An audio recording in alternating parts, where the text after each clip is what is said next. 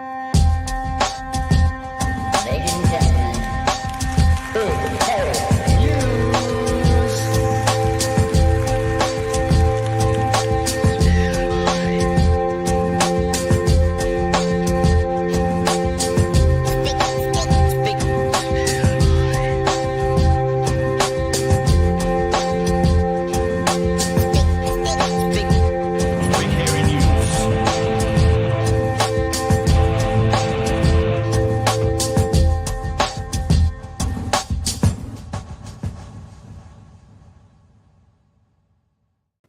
Hey, kia ora koutou e te whānau. So good to be back with you for a third time today.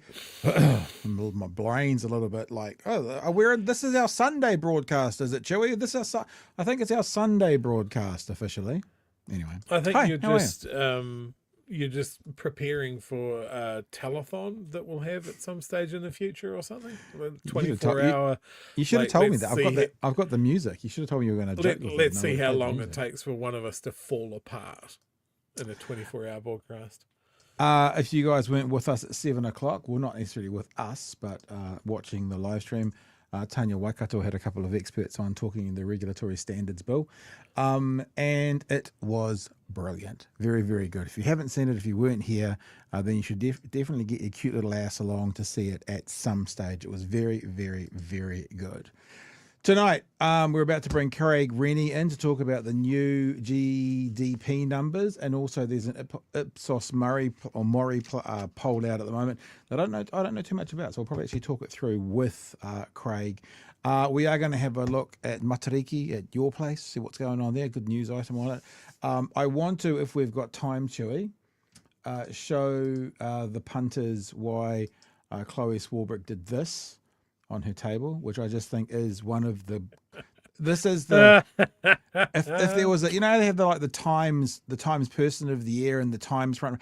This is the front page for the magazine talking about Nationals run of this country. This is the front, and then this is the insert. That one's the insert. And then that one's the front page. I just feel we talk about her eyebrows being so expressive. It's like it's the whole head to toe. How am I, the average punter, meant to understand whether Chloe's having a good time or not? Things are going well in general. From that image where I can't see her face. Everyone's a bit tired today. So we are here. We're here for your whānau. Hopefully you're here for us as well. So I'll just say this once, and I do need to tell you this because the special is going away after the kids' show tomorrow night. After Bright Hearing News, the special will go away, which means you've got, let's say, 30 hours. My brain's not working, so I can't figure it out. 25, 26, 27 hours for this special, and the special is a big one. For Matariki Week. The code is Matariki that you can use as a discount code at checkout. Buy a hoodie, get a t-shirt for free. I'll say that again. Buy any hoodie, get any t-shirt for free. But it's only around until the end of Friday.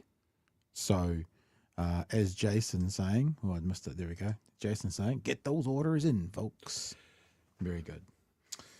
All right, Chewie General. I know you're feeling a bit ropey tonight. As I said, my brain is turned off. Yes, sorry. Yes, yes. I got one thing before we bring Craig in, just because it's a supreme amount of irony, which I know the viewers of the show love.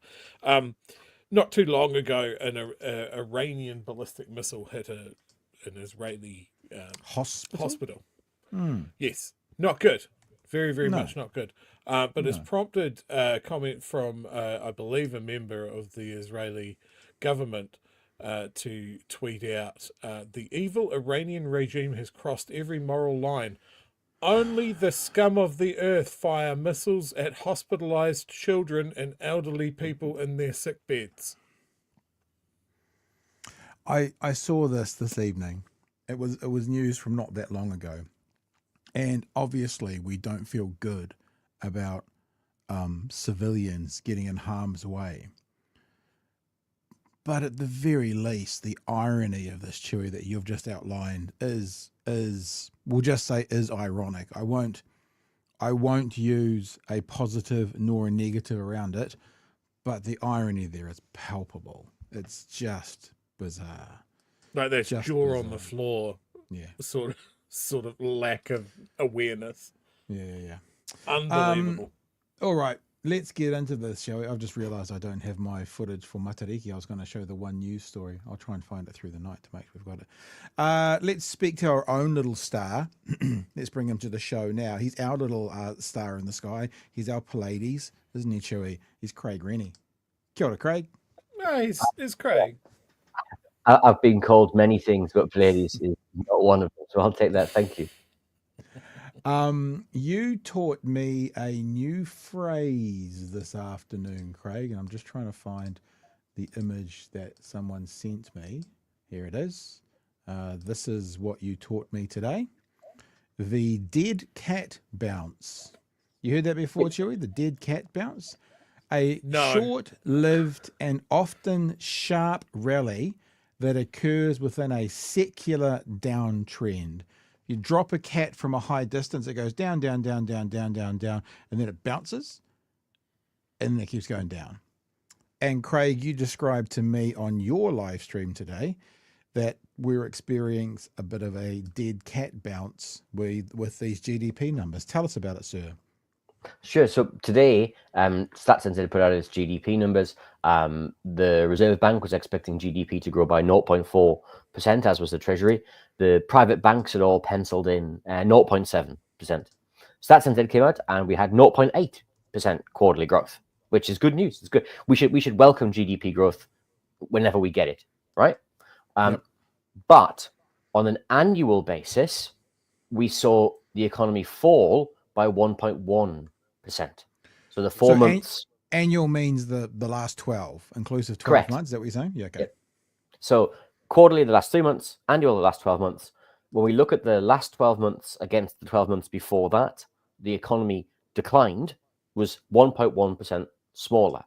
And if we look at the past 2 years of GDP growth, we've grown by essentially 0.334% across those 2 years. So that's equivalent to zero in terms of actual growth. So what's happened in 2024, we saw an economy basically fall off the cliff. Right. We saw the steepest fall in GDP since 1991. We saw the steepest fall in government consumption since 1991. These two things might be related. Right. We also know who was the Minister of Finance in 1991, who was recently revisiting our TV screens as if we needed reminding. Yeah, gosh. We said, okay, so what's happened is that dead cat bounce is we've bounced because we fell so quickly, we've come up a little bit. Because as we say in economics, it's called a dead cat bounce because even a dead cat bounces.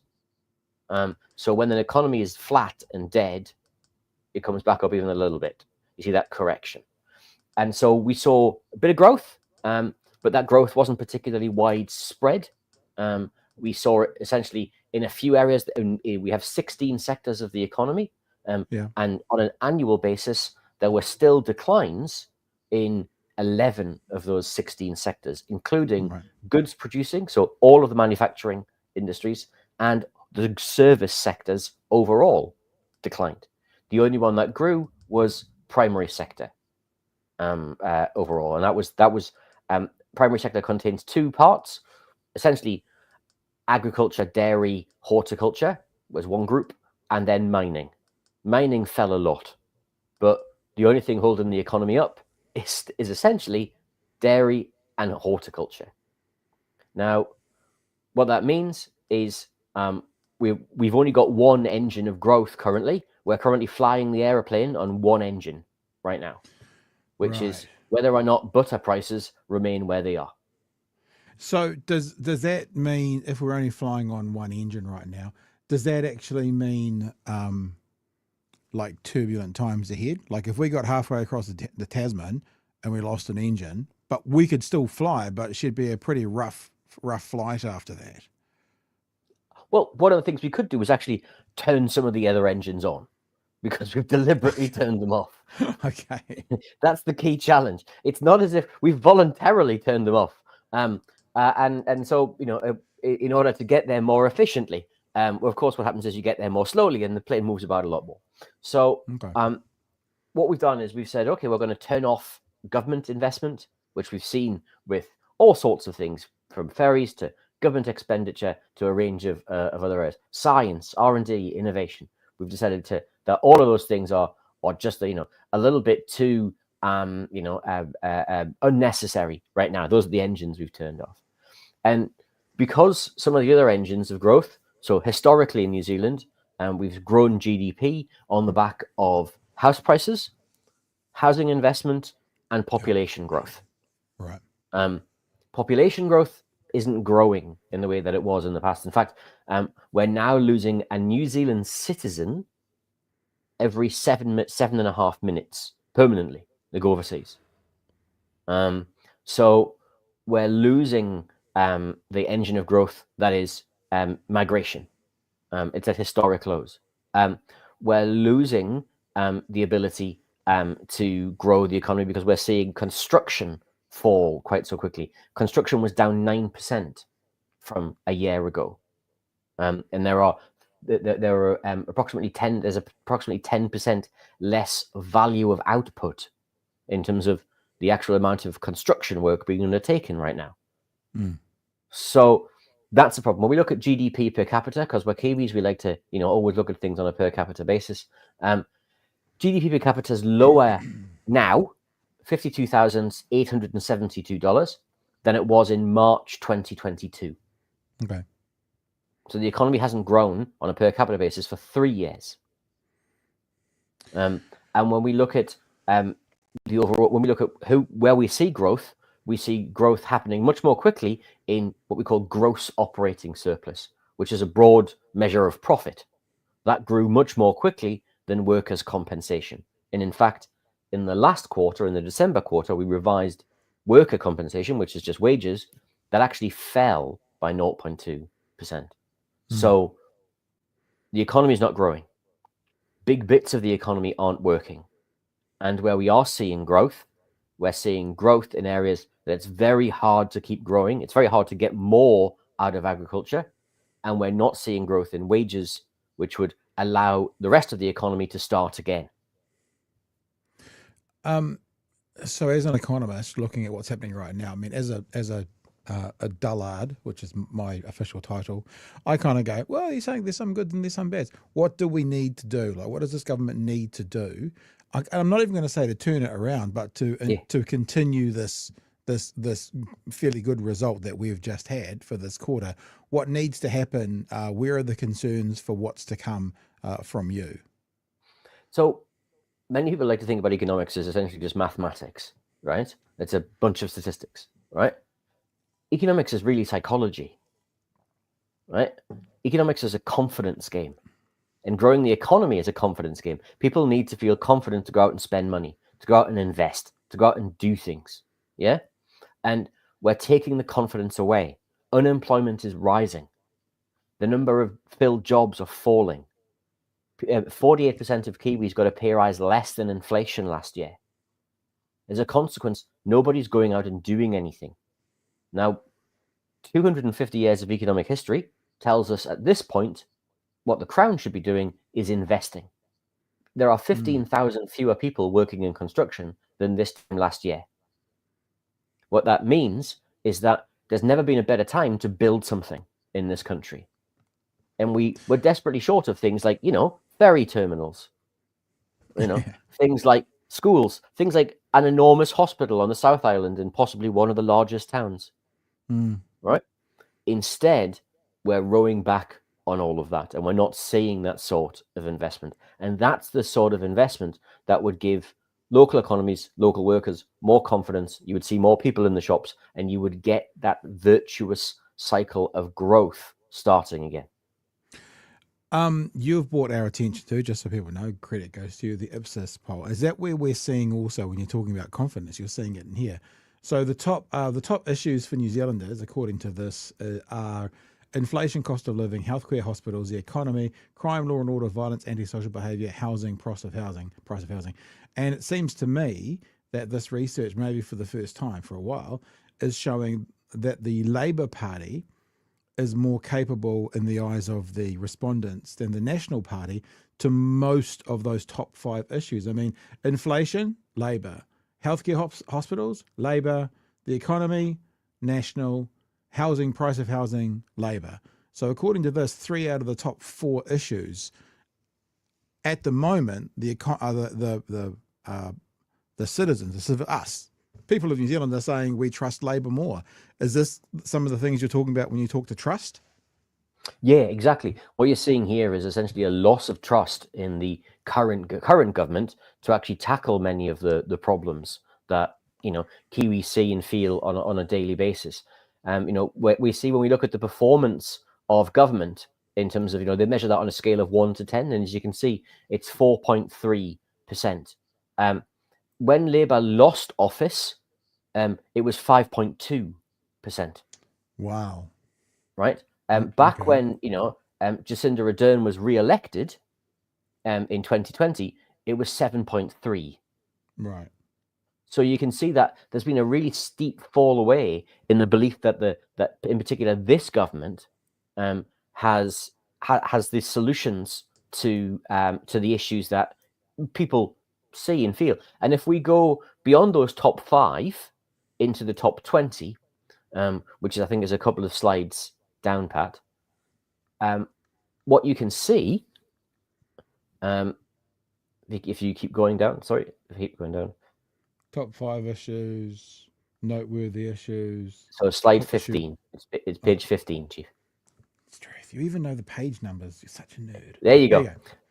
So political party most capable of managing other issues. And what you can see is the National Party, with the exception of the last one, which is defence, is completely absent. Wow. If it was like this time next year, it would be a one-term government, wouldn't it? If this was because how would anyone, like at the moment, Christopher Hipkins is preferred prime minister, and the public seem to be saying, well, there was 3 things in the top 5, or 2 things in the top 5. So basically that's saying 3 things in the top 20 they trust National with, and the rest is the left bloc. Well, that's certainly one interpretation of it. What you can see is that the lead on both sides for many of these things is very narrow again, and it's just like the polls we see elsewhere, that the lead could go one way or the other depending upon the day. But as I think it's David Axelrod, the former pollster for Bill Clinton, said, the trend is your friend. Yeah, it's what the trend is saying over time, which is important.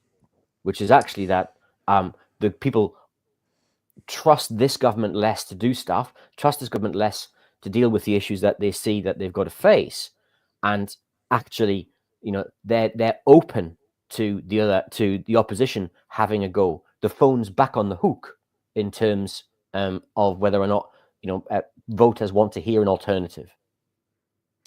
This looks like a very in-depth analysis of this research. Is this the kind of stuff that you have to read sitting down, Craig? Just wondering. Yes. I love this stuff. So, because what we also get, is studies by hospitals and by cost of living. But again, it all just tells us this story that the current government's framing that it took at the election, that it was going to get the economy back on track. Yeah. That it had a laser-like focus on the cost of living. We saw food prices last year rise by 4.5%. We saw cheese prices last year rise by 17%. Beef prices rose 20%. Lamb prices were 20%. People's ability to go shopping on a daily basis is still as hard as it was a couple of years ago. I'm gonna delve into this. I like some numbers, maybe not quite as much as you, Craig. But the thing that jumps out at me straight away when you said that when Jacinda left, she was at 5.2, and we hear from a segment of this country, and we talked about this the last few nights, that she's supposedly the most divisive, most hated woman in New Zealand. and it says to me that since she left, including Christopher Hipkins, no leader, no prime minister has been able to get to her rating, even though she's supposed to be the worst of the worst. It just echoes once again how unfortunate this country is that a small group of very loud tinfoil hat wearers removed this beautiful leader from our country. What we also do, if you go right to the very start of that chart, you can see that the Labour, that one, the rating of government performance over the 6 months. Yep. If you go right at the start of that chart, you can see when Bill English was chucked out of office. And Bill English was chucked out of office on a 5.4% measure in terms of rating of government performance. Madness. Hey, Chewie, I know you're sitting there listening and you're mulling over in your tutastic ways. Anything you want to throw at Craig before we let him go? Look, anytime you throw a graph like that at me, that is just a something that would have something screaming in a cockpit going whoop whoop, terrain, pull up, whoop whoop. Look, I cackle. Is this part of a story that is going to continue to the election? Or do you think that there is somehow something that National can do to turn it around in that important sort of next year run up to the election to make us all forget about it and make us think that they're good economic managers? Now, I come from the UK, right? If we had polling in the 80s and the 90s that told us every election Margaret Thatcher or the Conservative government was about to be chucked out of office. And then we got to the election and lo and behold, they won again and again and again. So we've always got to be careful looking at these things. But what I would say is that this polling and this data and the polling we've seen from the past opinion polls seem to indicate that the country's open to the conversation, that there's an opportunity, that if the progressive parties, Labour Party, Green Party, Party Māori, want and have the policies to exploit that opportunity, there are voters who want to hear that story. Yeah, it's very true. Greg. That to me is the thing that I would take away from all of this data. The phones, occasionally you can have the best policy in the world and it doesn't matter because no one's listening, right? This data tells us that people are ready to listen again. And so there is a window where political parties of the left can talk to the public about an alternative is not only possible, it's preferable, and you'd be better off. And if we can get that right, then it's very much a story of this could be a one-term government, because voters would have buyer's remorse and they can look at what they've seen today and the stories they've been told and vote accordingly that they don't think the country's back on track. So I don't think I'm ever going to predict another election for the rest of my life, Craig. After the last two or three, honestly, I just won't do it. I honestly, I'm just saying I won't come out and say who I think is going to win. Hey, there's a couple of questions in the chat. Have you got time for just a couple of those, and then we'll say goodnight? Of course. No, I had them before. There's that one. Happy birthday, Chewie. Had some of my grass money. Oh, thank you. I don't know if that's specifically for you, Craig. Obviously not, but there it is. Here's another one for you, Craig. Kiwi Bird says you've inspired Kiwi Bird to study economics. Sorry about that, Kiwi Bird. Yeah, I'm gonna say. Sheesh. Is there a measure of how much money is siphoned overseas in profits? Banks, power, groceries, BlackRock, big overseas owned farms, forestry, etc. Because it feels like so much of our production is just sent overseas. Interesting question. It's a really interesting question. We don't have it across the board because we also have people who will own shares who are overseas residents, but in New Zealand firms. So it looks like that profit's in New Zealand, but then the dividend heads straight overseas and we don't see it. Also, some firms are held in trust.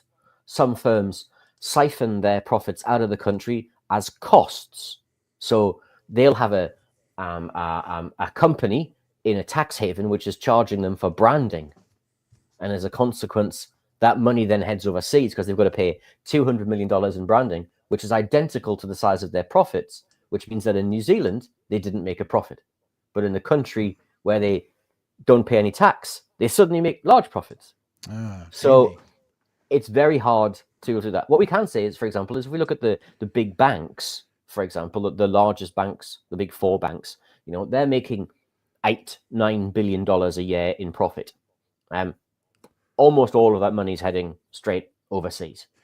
And can we tell the people what you told me the other day, because I like this idea of taxing profits going offshore. But when I said that to you, you said, I can't remember, Pat. You've got me entirely lost there. Sorry, I thought it was a really easy setup. You No. said that we have free trade agreements that would. Sorry. We absolutely do. We have free trade agreements with Australia. We have free trade agreements with Singapore. It would also be very hard to do that with what you may call digital services companies, which don't have a physical footprint in a particular country. And if you decided that you want to just tax that profit overseas, what you would see is that essentially investment then not coming into New Zealand, or being charged more, so that those companies would again work out a way so that they're never having to pay a tax in New Zealand rather than paying it somewhere else. We have a pretentious phrase for this in economics. We call it tax arbitrage, which essentially is where you've got one jurisdiction that has a lower tax rate than another, and all of the profits end up in the lower tax jurisdiction rate rather than in the higher tax jurisdiction rate. All right. What are you doing for Matariki, Craig? Anything? Fixing a laundry. That's Nice. the highlight of the glamour of my weekend. Looking after my son, who's been desperate to see the Matariki cluster. Although unfortunately the Wellington weather has been terrible to date, and apart from that, just relaxing. Thank you for joining us. Appreciate the extra work you put in today with that little live stream we did straight after GDP. People have very much enjoyed that. And do you know what you're doing next week in Locked Out yet? Do you want to give it a teaser, or are we still working that out? I'm still working it out, but one of the things I'm really keen to look at, and obviously, always keen to have viewers and listeners' feedback if there's something they want us to look at. Really keen to do that. But doing a lot of investigating on the Māori economy right now, the size of the Māori economy, what it's been doing. It seems appropriate given Matariki, but also given the opportunity at the next election for a bigger, better Māori economy in the future, and some government policies that seem to be pushing us in the wrong direction. And of course, I passed that on, didn't you? That some of our viewers were quite keen to get you to talk to Ruth Richardson. We're going to try and make that happen. Hopefully. Extremely keen to do that. Hopefully. All right, Craig. Have a good long weekend. Thanks for your time again and for all your hard work. Appreciate you. Thank you. All right. All the best. Cheers, Craig. Let's get to some super chats and just rip through. Donna says, I'm cleaning a huge flash house that looks out to Little Barrier. I think they have gone skiing. They have all the things, no hunger here. Maybe you should just stay there for the weekend, Donna, if they've gone skiing, because, they're not around. Happy birthday, Chewie. Kiwi Bird says, vegan here, don't bounce dead cats.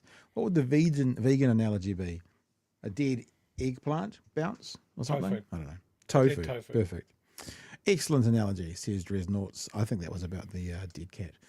Can't argue with that, Craig, again, says Dresnaughts. And a third of them, Dresnaughts. God damn, 800 grams tasty cheese shrinkflation. Then two people, Manawatia Matariki Itafano from JC and the Pigeon Cats, and also from EV East, exactly the same message. Also, I should say big thanks to Mike, who was the question that we read out, which was a very generous $20 super chat as well. Arvid says the Greens are saying we can do things different and no one listens. Labor need to be bold instead of shitting on their ideas. I think the thing that we talked about, I don't know whether it was in the show or not, Chewie. Maybe it was in, I can't remember. But the thing that the political parties on the left have to do is be brave. That's what they have to do. They have to be brave. And it's time to step out of the boat and go capital gains tax or wealth tax or something. This is time. Oh, look, I think the lesson there for the Greens and Te Pāti Māori is to look at the amount of stuff that ACT have got across the line that was never campaigned about, never a serious discussion going into the election. We got stuff like Shane Jones talking about restarting oil and gas exploration wholesale. Just out the gate stuff. Yeah. It's just like we haven't had that before, because I think every time we've had a coalition agreement, either the party has been so minimal, or like when it was ACT last time round, they just weren't really feeling their oats, or they didn't think they could get away with the things that they wanted to do, so they didn't try. This time, I think it's ACT and New Zealand First almost trying to outbid each other, and a really bad leader, a really bad negotiator that has let it happen. And I think when it comes to the left bloc, I don't want a situation where it's just like, oh, we're just going to snooker you, but I do want the Te Pāti Māori and Greens to just really have some red line things to progress. Like, I know the Greens really struggled with climate change mitigation stuff. And that is probably the most existential threat we're facing. So it'd be great to see like a raft of policies that the Greens just go, you know what, this is our red line. We won't bend on this. I think if Labor's smart though, what they can actually do, because Labor's core, the worker, and looking after people, especially from cradle to the grave, those aren't necessary, and I'm not saying it's not Labor, but those aren't necessarily, they feel like some of those fit more closely with Greens now maybe than Labor. There's a slight shift there, and I wonder if they do it well, half the things that the Greens, maybe more, want to kind of get through is actually some of the core classics of what Labor used to be. So they may be able to use them, not in a bad way, consensual here, may be able to use them to actually further some of the stuff that they wanted to do anyway, and they'd be okay. I don't know. It doesn't feel like there's too much that the Greens may come up with that Labor would go, oh no. Even when Chippy does go, whatever word he used, unrealistic, it's the ideas. I mean, the ideas of healthy homes, the ideas of a safe, healthy home as a human right. Labor's not going to be against those. They may have different ways of trying to get there or vocalise it, but I don't think they're against them, Yeah. I just messaged tomorrow night's team just to go, are you guys doing a show tomorrow night? Public holiday and all? And I heard back from one of the dynamic duo. I assume so. I'm easy either way. I assume Magenta will. So at the moment, we're assuming that there is a Bright Hairy Nights show tomorrow night.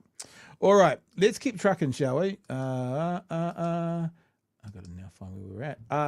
Let's have a look at this story. This is, if you want to know more about Chloe and her week in politics, this is actually a nice little kind of synopsis, a bit of a wrap up of this week. I keep wanting to call it Sanctions Week. Scrutiny Week, there you go. It's a very different thing, Sanctions Week. Sanctions Week is a week where we try and tie down David Seymour and Winston Peters and allow them not to move for a week. Scrutiny Week, and it's a bit of an explanation as to what went on in the whole week. Here we go. The police were again defending their recruiting processes at Parliament today as they try to find 500 extra cops.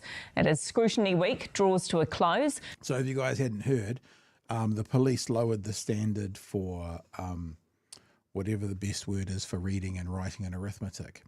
That word, it sounds funny that I can't think of the word right now. And got criticised fairly heavily for it. And then the new boss came in and said, nope, we're not doing that anymore. But they're still not going to make their numbers by a long way. Senior political reporter Benedict Collins wraps Literacy, that's what I'm looking for. up the last day. There's no more pretending. We'll have 500 extra police by November. I've always been very keen that it is November this year, but the realities may be different to that. Yeah, but she still said maybe. So I don't know, Mr. Reporter Man, if they have given up. She said maybe different. She didn't say we're not. They haven't said we're not going to do it yet, have they? So maybe is not quite there. More realities too. Police have used their discretion to let in lots of recruits who have failed fitness, literacy and psychometric testing. That does not change the quality of police officers. Because that psychometric testing is nothing that's really needed, is it? That's all fine. So hang on, is she saying the fact that they have hand waved some people that have failed key aspects of their training, but that doesn't lower the standards? Well, this is how I would interpret it, right? You know how, for example, in Med, a lot of people are very annoyed with like the entrance set aside for rural people or for Maori. Helps them get in, but they have to do all the same things once they're there. So they're as qualified at the end. I assume I'm probably explaining it better than she does, but I'm assuming what she's saying is, yep, look, we've let a few people through with literacy issues. I don't know, might be dyslexic, who knows? But they're still going to have to pass all the same things to become a police officer. That's what I think they're meaning by the levels haven't dropped. Maybe the entries have, but the graduations haven't. But then I am just spitballing, Chewie, but that's what I would think, at least anyway. You know what I'm saying? Okay. You know what I'm saying? All right. Not change the quality of police officers that hit the street. The Assistant Commissioner let in a few who flunked. We receive about 500 applications per month to join our organisation. 2 made their way to me for exemptions over the 14, 16 months or so. So that should offer you some reassurance that the standards have not dropped. There will be no discretion going forward. So, no more discretion. Like the discretion that helped Casey Costello get into police college in the 80s, she nearly came up a little short. Had it not been for a little bit of discretion, I wouldn't have got into the police because of the physical restrictions at that time around height and weight. You wouldn't know it now, but back then I was a bit smaller. There have been dozens of select committees over the last few days as part of Scrutiny Week. Some turned into a ruckus. Respectfully, Mr Chair. People would have less money in their bank accounts if you were in charge. Excuse me, point of order, Mr Chair. The Honourable Nicola Willis dead set on scrutinising those out of power. I'm sorry, Chloe, but I do not accept that a plan that seeks to confiscate tens of billions of dollars of New Zealanders' assets, savings and income in the form of new taxes would be good for the productivity of our economy. I am prepared to concede. At least you have a plan. We don't even know whether Labor want more debt, more tax, less spending. So I'll give you that. Poor Chloe Swarbrick, New Zealand's rate of corporate tax is now looking pretty high. eventually losing the will to live. Another Scrutiny Week at Parliament down. Benedict Collins, One News. Oh, that is a fantastic image. It's sad, but I you know what I love about Chloe? She's the opposite of pretentious, like stiff upper lip. I have to sit here and take it. I think that she's very, very relatable. It's like, it's who she is. So I think it's great. Poor Chloe. Oh, I feel that in my bones. Imagine being trapped in a small room with Nicola Willis. How can you say that, like, oh, you plan to confiscate the savings and property? Like, what are you talking about? What are you talking about? And it turns out she's talking about tax. So does that mean what National's tax rate is? That is also a confiscation? Yeah, but it's not as much, Chewie. They'd confiscate more. Right. So it comes under the description of confiscating. What the... what a load of twaddle. I'm looking forward to the next time we've got Chloe. And I guarantee you, I just want to say, what were you thinking in this moment? That's all I want to ask her. It's like, she is all of us. Oh my God, put that on a billboard and go, do you feel like this? Vote Greens. We do. Yeah. Interesting times. It's actually really embarrassing for the government, this police thing, because even the blimmin' media is now saying National is agreeing that they won't make it by November, and then the minister goes, well, November's always been the target, but it's looking harder. So they're kind of not, but they are. But that's a pretty big L for them based on their promises. The media really need to be saying, look, the government are now sort of saying that they might not get that, like we were saying. Right from the get-go. They have never tracked to that number. And all that they were going to do was change the standards. That was the only chance they had to do it, and they still haven't done it. And now all they've got is the fact that they're opening another police college in Auckland for some reason, because they want to attract candidates that can't be away from their mum and dad for 6 weeks. It's a good police officer, isn't it? So they pull over a 63-year-old and go, "Oh, you remind me of my mum, and she's lovely, so I'll let you go." Although that might be too it's just batshit insane. And like, on seeing Nicola speak with what seems to be a position of authority on the economy just makes me grind my teeth, because nothing she has done has benefited this country. Nothing, not a damn thing. And like I was explaining to my wife, who's English, because she watched that Q&A with Ruth Richardson the other day, and she goes, this is a terrible woman. And I'm like, yes, but more to the point, you can find out when she was finance minister on a range of graphs, you can see what she did to this country. And I was just talking about what it was like. I was talking about what it was like at the time and why things are the way that they are because of Ruth Richardson. And the more I spoke about it, the more I was like, that is like, she came in after a time of great turbulence in the international market and the New Zealand economy. You had the stock market crash, you had the country almost being bankrupt, you had mass sell-offs of state-owned enterprises, and you had a lot of people out of work. And a lot of that sounds very similar to the situations that we have today. So I think that National's gone, well, let's go back into the ideas cupboard and we'll open that book that's made of dried human skin that screams when you open it, that Ruth left us.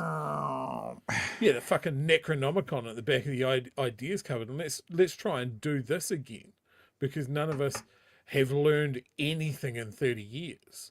Like what Craig was saying, you know, this is a great opportunity for the Crown to do some investment. Like, wouldn't it be great if we had a chain of hospitals being built? Like, not just bitching and arguing over the Southern Hospital, but actually going, we're going to build that one. And then, well, we've got all of those workers and all of those people that are now very used to building a hospital. Once we've finished that hospital, we're going to build another one. And keep them in the country. Oh my gosh. What a crazy idea. One.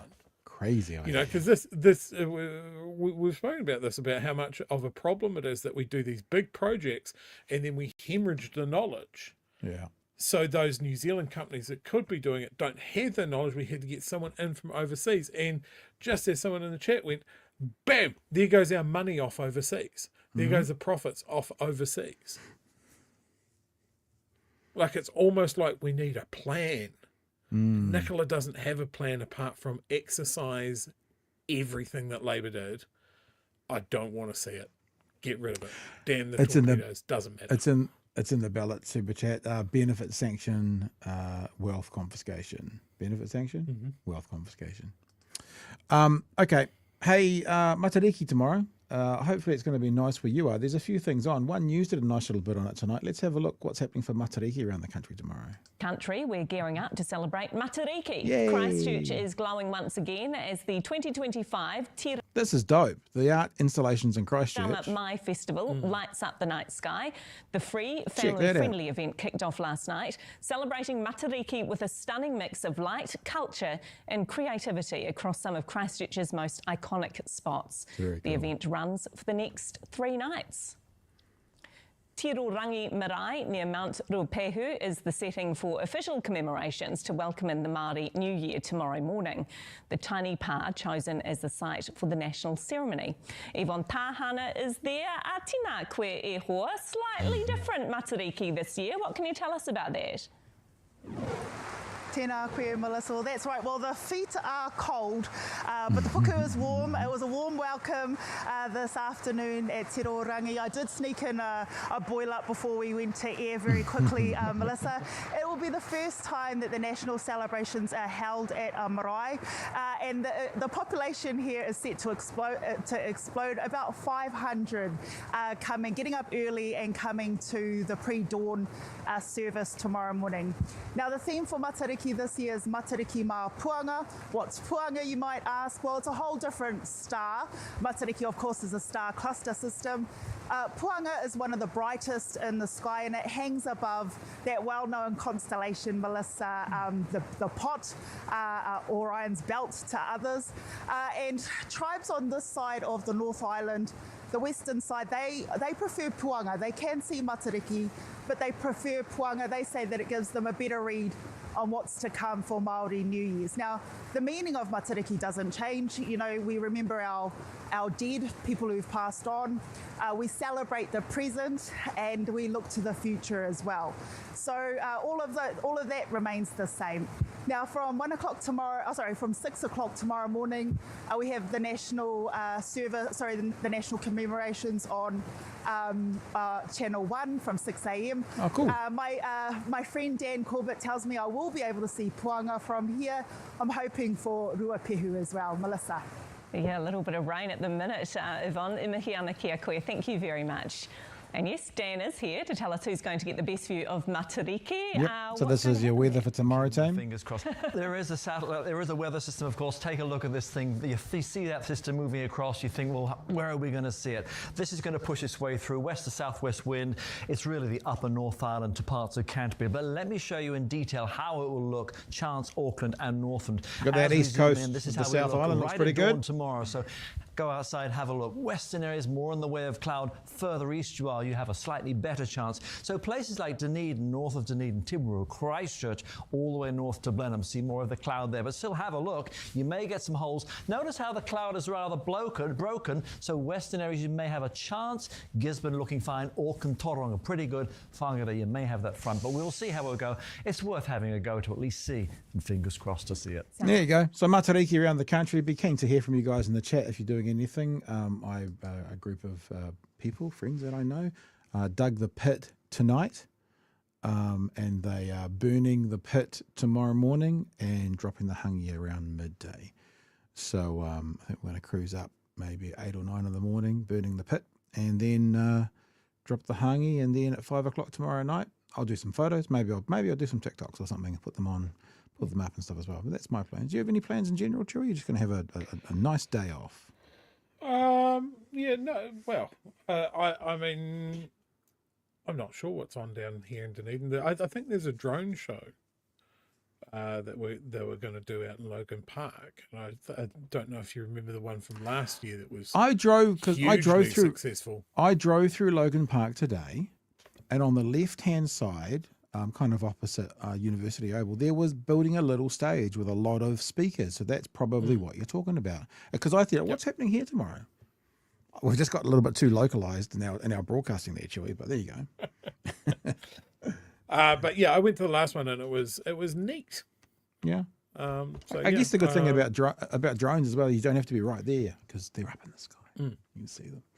Pallades. I go for the food trucks anyway. People, Kiwi Bird saying laying a hangi tomorrow, other people doing other things. Big hairy weather. Yeah, I like that. You watch TVNZ get pissy with us because we showed their weather. We made our kites today, says Tane. Obviously, that's something they're going. Local references for local people, that's us. Going to the opera with my daughter tomorrow night. Oh, cool. What opera? Where's that on? We should, yeah. Anyway. People are talking about breakfast with the Bish. I didn't get that clip tonight, so sorry that we won't be doing it. Maybe if the kids are interested, they can do it tomorrow night. I think we will start to get towards the end of the show. We've got to do this. This is just gold. Now, Tucker Carlson. Comrade Tucker Carlson. Oh, he's one of our new soldiers. He's a horrifically horrible pile of crap. But I heard someone talking about today, the broken watch can be right twice a day. The thing is, though, if the broken watch is right twice a day, you still don't carry that broken watch around to tell the time. You still leave it at home in the top drawer.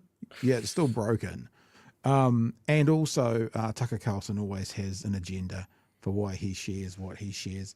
But the thing that I want to show you, whānau, is I've got a bit more for you than the norm, because I've seen parts of this clip going around a little bit today. And I saw them even showing it on One News tonight. But One News, they didn't show the best of it. As much as I can, we probably won't interrupt this because it's just gold from beginning to end.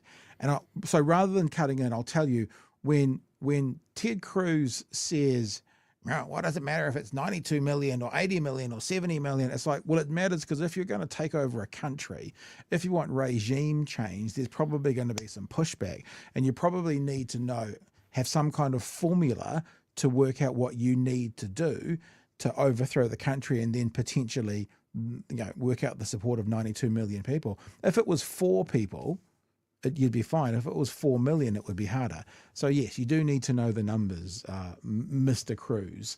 But let's have a look at this. You'll get a bit of the intro beforehand as well, Raphael. We will give you a good 2 minutes of this so you can see the whole thing. I have not publicly called for killing the Ayatollah. What I've called for is doing whatever is necessary to stop him from getting nuclear weapons. In the first Trump term, what that meant was maximum pressure. So in the first Trump term, I spent a lot of time urging the president to withdraw from the disastrous Iranian nuclear deal that Obama had. President Trump agreed with me. He did that. That Iranian nuclear deal, Chewie, that was leaving it so we knew that Iran still didn't have nukes. That disastrous deal that if he didn't pull out of, they wouldn't now today be able to say, we think they're making a nuke, because inspectors would have gone into the places and seen it. That disastrous Iranian nuclear deal that he pulled out of. That Iranian nuclear deal that he pulled out of, which is now possibly putting the world on the precipice of World War III because Trump pulled out of it. So Ted Cruz is taking responsibility for that. Good on you, buddy. Good on you. And then I urged him to end the oil waivers and to sanction the hell out of the country. And it ended up crippling their economy. So Iran at the time was selling 2 million barrels of oil a day. 1 million barrels, I'm sorry, 1 million barrels of oil a day. When President Trump ended the oil waivers, it cut their sales to 300,000 barrels a day. At the end of the Trump term, the Iranian economy was in shambles. They had massive inflation. I think the regime was teetering. I think it might have fallen. I would use economic sanctions and I would use moral suasion to try to effectuate if you regime topple, change. okay. What a wanky word that is. Have you ever heard moral suasion before? Like, I mean, he's probably been talking to Christopher Luxon to get that kind of thing. Moral suasion. So persuasion in a moral sense. This is Ted Cruz saying that. Moral suasion. Like, I just want to put something in his mouth when that word comes out. I just want to say the idea that the US can persuade through morals, I assume that that's what he's saying, the Iranian people to overthrow their regime. America has no standing in Iran.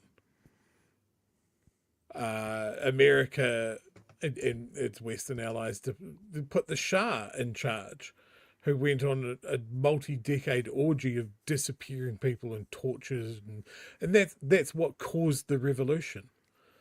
Then they armed Saddam Hussein and pointed him in Iran, and caused the Iran-Iraq War, which was just a meat grinder of trench warfare. They have backed Iran's biggest antagonist, Israel. And like, I'm no fan of their regime. Obviously the Iranian people aren't a fan of their regime as well. But America trying to help them along the way is less help than they think it is. Yeah. Why would they listen to them? Yeah. Yeah. No, 100%. All right, we'll keep going with this because we haven't got to the gold yet. It's about to come. Sanctions, and I would use moral suasion to try to effectuate If you regime topple, change. okay, so you topple the regime and by whatever means, what happens then? Then How many what? people live in Iran, by the way? I don't know the population. At all? No, I don't know the population. You don't know the population of the country you seek to topple? How many people live in Iran? 92 million. Okay. Yeah, How could you not know that? I don't sit around memorizing population tables. Well, it's kind of relevant because you're calling for the overthrow of the government. Why is it relevant whether it's... And I'll just say it again, it's relevant because you need to know what the pushback might be by how many people. That's why it's relevant. You big bloody Wolverine tryhard, So you remember when America went into Iraq and kicked over that beehive and then spent fucking near 20 years in there, sacrificing their own soldiers and murdering Iraqis in wholesale scores. There's more people in Iran, and Iran is a mountainous country. Like, the idea that America would invade Iran or somehow topple it and it'll be okay is insane. It has always been insane. I heard half the population. Iraq has half the population. I just Googled it. It's 45.07 million. That's Iraq. And Iran is 4 times the size. Yep. Now, I heard that someone, I'll check the stats on that second one. So, yeah. And what I find fascinating is, like, this is an American politician just going, like the interviewer, and like, I was going to say love him or hate him. Hate him or hate him, Tucker Carlson is asking good journalistic questions. Ask a factual question, and when they don't answer it, ask it again. Media could learn something from this series of questions. No matter how much you hate Tucker Carlson, in this 1 minute, the journalistic gods went on him and gave him something. But he's just sitting there going, yes, I would like to see it toppled. What? What? Yes, you're for toppling it. What? So how can you just say that so blatantly? Yeah, I was reading a lot of the stories that are circulating around about what Trump might do and what's being said, and you know, one of the things that Netanyahu has said is that Iran is literally weeks away from having a bomb. He has been saying Iran has been weeks away from having a bomb. We've got that since the early 90s. Yeah, we've got that. We've got the footage. This just feels like the false justifications that America was coming up with and scrabbling around to find them at this point that sent them into Iraq. Yeah, we've got that clip. We're going to play that after this. And just so you know, I just had a look as well. Iraq, 460,000 square kilometers. Iraq, 1.648 million. So yeah, it's 4 times the size. It's and mountainous. It's not mountainous. Flat like Iraq is. Yeah. All right. It's kind of relevant because you're calling for the overthrow of the government. Why is it relevant whether it's, it's 90 million or 80 million or 100 million? Why is that relevant? Because if you don't know anything about the country... I didn't say I don't know anything about Okay, what's the ethnic mix of Iran? They are Persians and predominantly Shia. Okay, this is cute. It's not even, you don't know anything about Iran. So okay, I am not the Tucker Carlson expert on Iran. You're a senator who's calling for the overthrow of the government. You're the one who don't know anything about the country. No, you don't know anything about the country. You're the one who claims they're not trying to. Oh, my dad's bigger than yours. Yeah. Oh, you don't know. You're the one who claims anything about the country. No, you don't know anything about the country. You're the one who claims they're not trying to murder Donald Trump. You're the one who can't figure out if it was a good idea to kill General Soleimani, and you said it was bad. You don't believe they're trying to murder Trump. Yes, I do. Because you're not calling for military strikes against them in retaliation. Hey, really believe that. So, and this is the other thing. This is actually a monumental screw up by Cruz. He releases information that the US government had denied the night before. It's just chefs.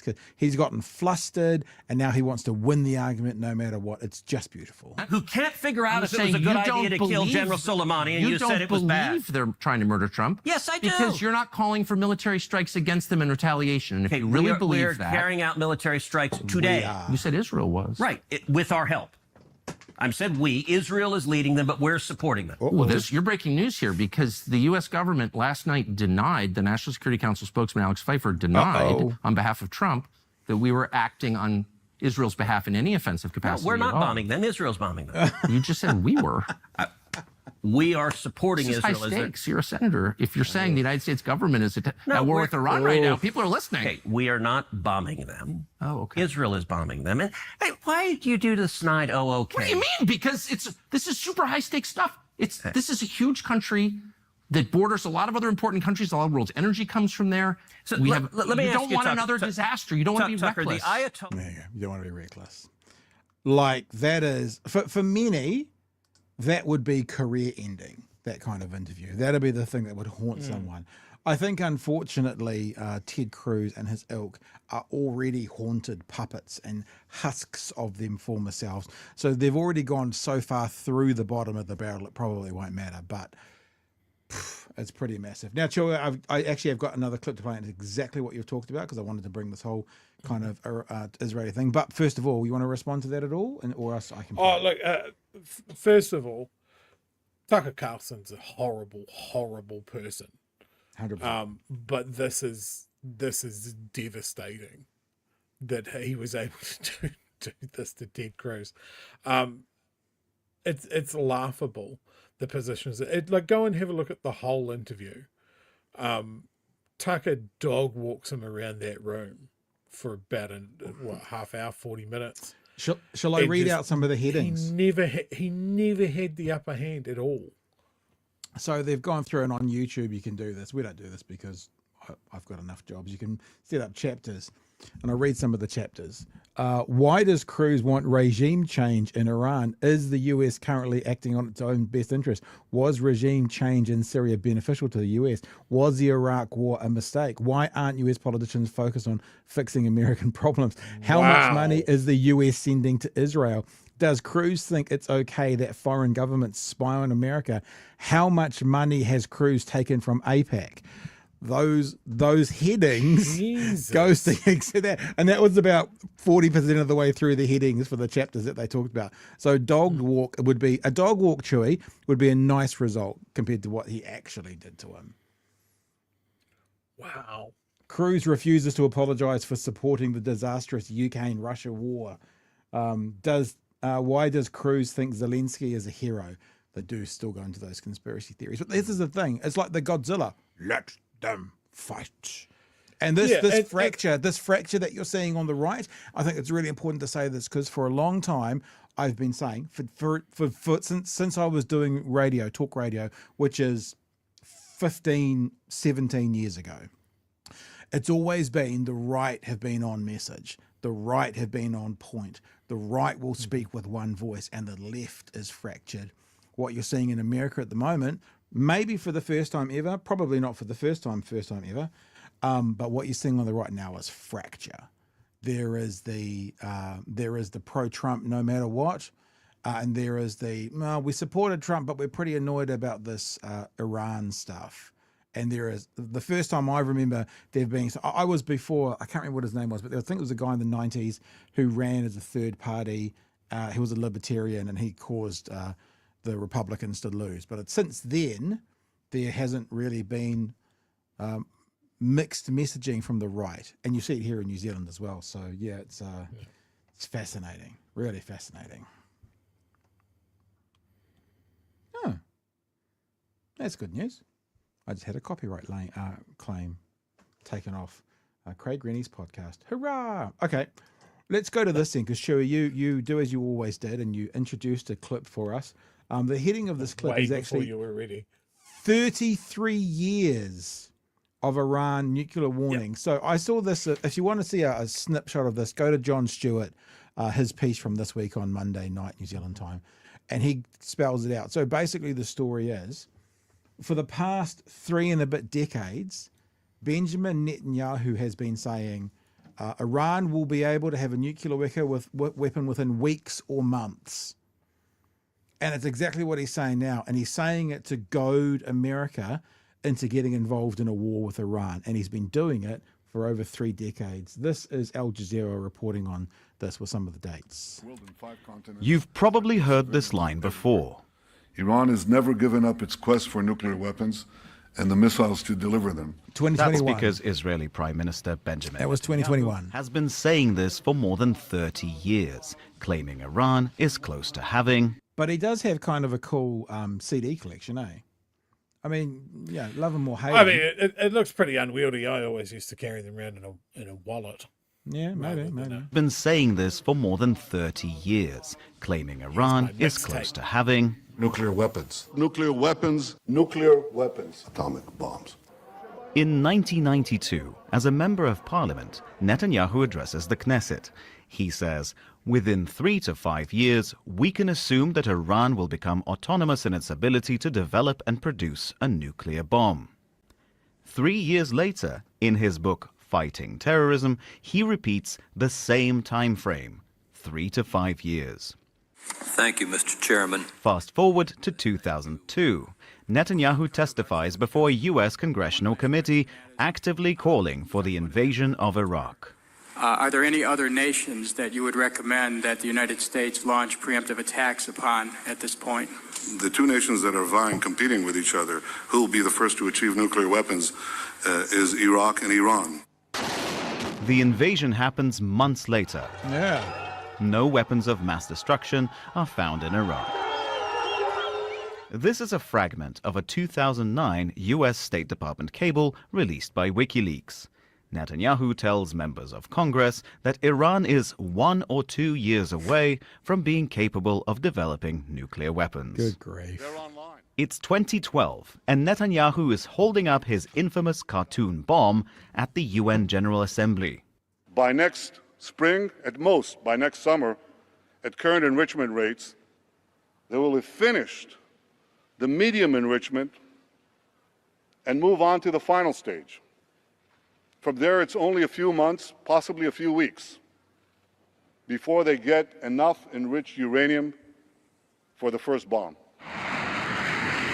And now, 33 years after Netanyahu's first so-called imminent warning, Israel attacks Iran.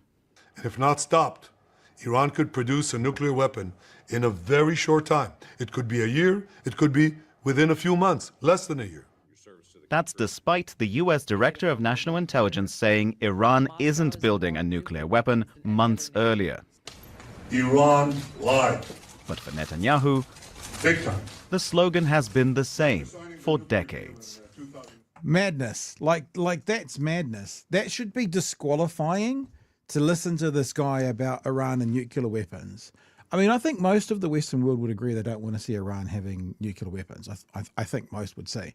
But to have Israel actually lie about it so much to try and draw the West into a war with them, it's like, and the best way that we were keeping nuclear weapons away from Iran was through the treaty that Trump pulled us out of, or pulled the West out of, and that's been the thing that has kept them incapable of doing the thing that Netanyahu's been lying about for 33 years. Yeah, so Iran signed the Nuclear Non-Proliferation Treaty. Iran has allowed atomic energy inspectors, UN inspectors, through their facilities multiple times. Israel never has. Never signed, has never confirmed that they have nukes, but everybody knows that they have. They have somewhere between 75 and 400 warheads.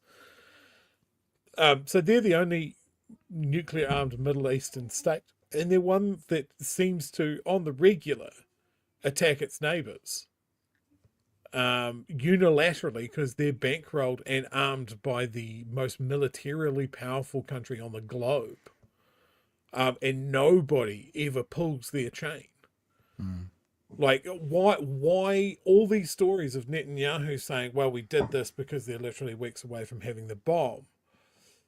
None of those headlines preface it by putting genocidal war criminal Prime Minister Benjamin Netanyahu says that these guys are the bad guys. And I'm really concerned by the tone of the stories that I'm reading. It feels like the start of the Iraq War. Yeah. Like, there's a lot of stories out there in the military websites talking about, well, if America was going to get involved, this is how we do it, and this is what Iran has done to justify this, and the people of Iran are crying for freedom and they want us to do it.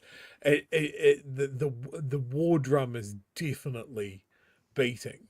Yeah, 100%. And it's like, remember, for the last 3-4 years, America has kind of like, wow, we can't get involved in Iraq, in Ukraine. You know, when they got invaded by Russia, oh, we can't instigate this. We can't, make things worse by getting involved. But here they are, right at the edge, standing behind Israel as they kick open the door. And they were there at the drop of a hat. So those questions about how much money did Ted Cruz get from AIPAC You know, why would a Texas senator be calling for the invasion of a major oil producing state? You know, it's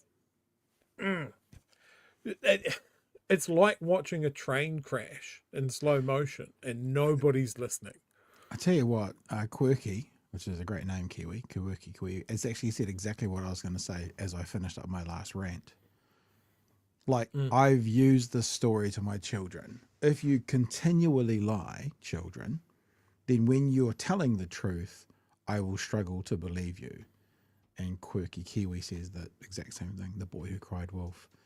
And the thing is, if you're talking about nuclear war, in fact, I saw some tweets going past or messages when I said, I think most of us will agree that we don't want Iran to be, but then they said, we don't want any country to have nuclear weapons. And I actually obviously agree with that as well. But when you're talking about something as serious as nuclear war, when you need to be believed, it's really important. If you spent 30 years lying about it, and in 18 months from now, the IDF have actual information about something that's actually going to impact the world, people like us are going to go, okay, so it's been 36 years now, whatever. You know what I mean? I would prefer that Israel had no nuclear weapons. But in the absence of that, I kind of want Iran to have nuclear weapons, because that might be something that jams Israel back in its cage and goes, well, maybe you can't overfly 3 separate countries without any warning, with any cooperation with any of those countries to bomb another country. Iran has proved that it has missiles that get through Israel's Iron Dome, which is fucking spectacular. I get the sense, though, that there's no good guys in this. There are no good guys. There's no good guys, which means giving another bad guy or having another bad guy with weapons is, it's just concerning. Hey, maybe I'll show you this. We are going to get out of here in a minute, but TVNZ did a really interesting piece tonight. I'll have to try and find it, on the Iron Dome. And something I didn't know was at its biggest extent, it can detect and take out things that are over 2,000 kilometers away. It's unreal. Is this it? This is, should we play it? It's really interesting. I learned something, so I'm assuming some of the other people will. So this is on One News tonight where they explain the Iron Dome, which holds missiles to shoot down incoming projectiles. The first layer is called Iron Dome, which uses interceptor missiles like this one here. Its range is up to 70 kilometres. I like how Melissa said. I like how Melissa is like this one here. Like it's really there. Like, holy shit, if you've got a missile right there, Melissa, I would move away from it if I was you. Designed to destroy artillery, drones and short-range rockets. The next is the THAAD system, supplied by the US. Just going to say again, that's obviously, though, a Timu missile, because whilst it's trying to get off the ground, it's just not getting anywhere. So 70 Ks, and the next defence zone is 200 Ks. It has a range of up to 200 kilometres and targets short to mid-range ballistic missiles. Then it's the middle tier, David's Sling, named after the David versus Goliath biblical story. This can intercept cruise missiles and medium to long-range rockets or ballistic missiles. And finally, the Arrow system. The Arrow 3 part of this has a range of nearly 2,500 kilometres. It can target long-range ballistic missiles in space. The thing that's crazy about that, it's about 100 kilometres to the edge of space. So once they get into their second one, they've got the ability to go into the starting points of space, further into space. This is well into space, 2,400 kilometers. I'm okay, Chewie, you know all this stuff, but I was like, holy crap, why doesn't every country have one of these? So that range that they're talking about is as if it just went straight up in a dead straight line. Yeah. It has the ability to go that far. Yeah. But in actual usage, it's much shorter than that, because it will be manoeuvring. It'll be burning up fuel to turn and stuff like that. So it's like if you filled your car tank and you could go 500 Ks in a straight line, but if you were driving around the road like this, you might only get 300 Ks further away from your original position. Is what you mean? Yeah, similar thing. But I also just think about 2,500 Ks. How the hell does it even? The system obviously then picks it up when it's 20,000 Ks away, tracks where it's going to be, and meets it. It's just like, it's just unbelievable. It's unbelievable because it's not going to just wait till it gets to 2,500 Ks and then fire, is it? It's going to want to meet it somewhere on the way. So yeah, it's technology. And this is where we've talked about Russian hypersonic missiles, and Iran has hypersonic missiles as well. All of this protection that they have, Iran is still hitting targets because they're coming in very, very fast. Well, they also said in this clip that the Iron Dome stops about 90%. So if you're sending 100 very powerful missiles, there's 10 missiles getting into the city. Nick wants to know if we can fire Lux Flakes 2,400 kilometers into space. I'll talk to his people. Intercepted. Yeah, I'll talk to his people, see what they say. Yeah, all right. Let's do a couple of supers and then maybe we'll get out of here. Riwai, just come closer. This is just for you, no one else. I've got your hoodie. I just haven't got around to getting it pressed yet, but I've actually got it. I've got it here. So me and Riwai, we've got a thing going on. Kai and whānau for tomorrow, remembering whānau past, telling stories about them tomorrow. Saturday hangi with whānau and friends. Sunday gifts for the children. Oh, that's nice. And kids all day out at kids day out, all about the future. See, that sounds like a cool family weekend for Matariki. I like that. Riwai, thanks very much, mate. Appreciate you shared that. Let the fascists fight. Ryan Ted, I think we've had enough of experts moment. Yeah. David Seymour. Oh, you always got to pull out the facts, Chloe. JC, I got to prop up the military industrial complex. Have you seen the price of a super yacht these days? It's not easy out there. It's not easy out there being a pimp. Is that the song? Something like that. Hey, we're done, I think, whānau. Unless there's anything else you want to... I'm going to leave with one thing. Since we've been talking about rockets and that sort of thing. Yeah,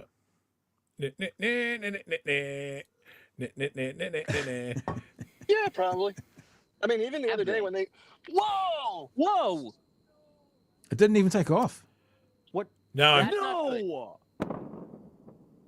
Well, here comes the shockwave. So things are a bit explodey at SpaceX. My God.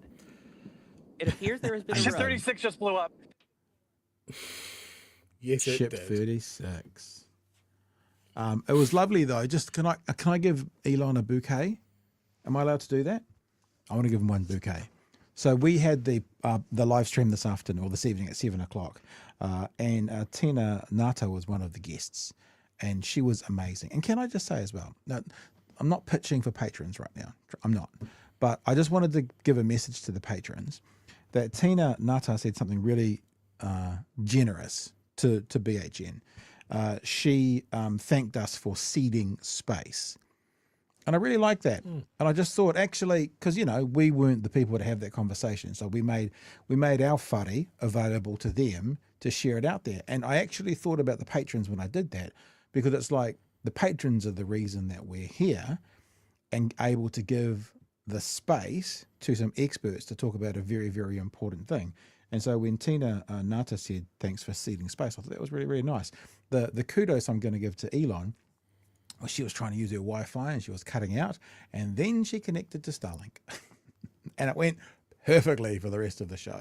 So thanks, Elon. You helped us talk about the regulatory standards bill today. Cool? Cool. Good. All right.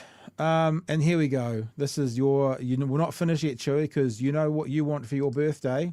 Arvids is reminding people, would you like to rant for a minute or two and then we'll wrap up? Just go and do it. Takes 5-10 minutes. Do it before the website breaks over the weekend, because we all know it's going to. That's our plan, isn't it? To break it. Mm-hmm.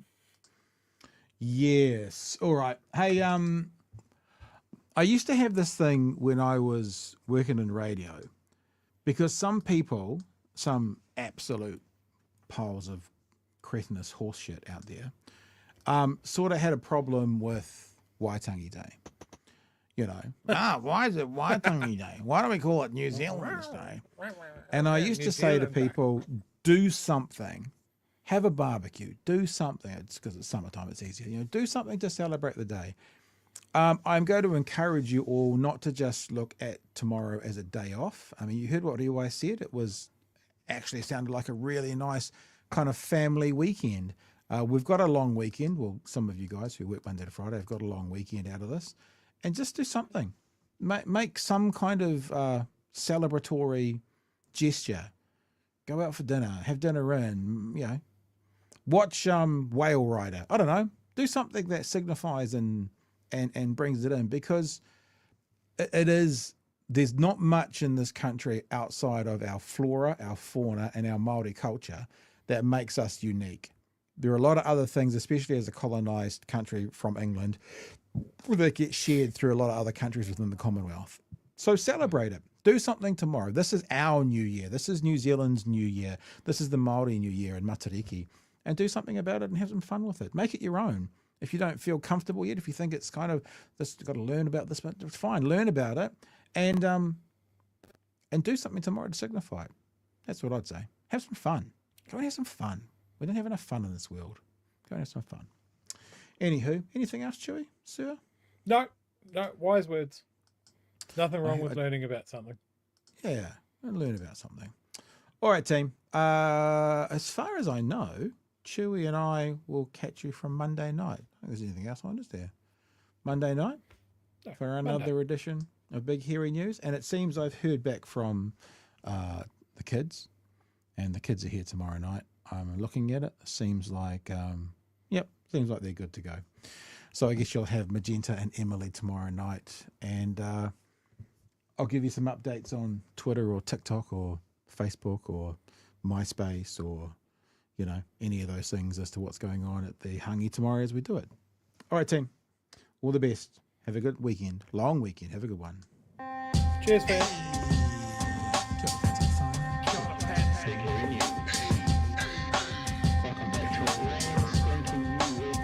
Help us settle a debate, whether it be thoughtful or funny, even if we're all creatures of hate.